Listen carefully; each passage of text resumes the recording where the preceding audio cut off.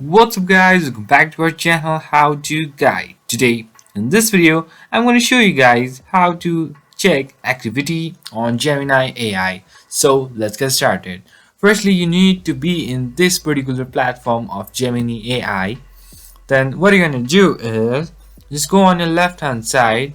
So this is your menu options. Over here you have many things: recents, help, activity, settings. So as you want to check your activity on Gemini AI, you just go with this activity option. Then it will redirect you to your Gemini apps activity platform.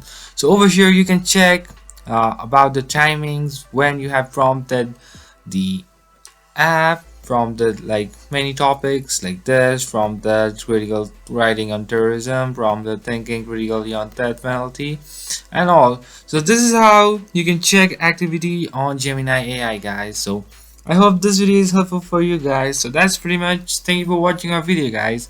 If you like our video, please leave a like and do not forget to subscribe our channel, and also hit the bell icon so you never miss an update from us. I'll see you guys again in our next video. Till then, stay safe guys. Thank you for watching.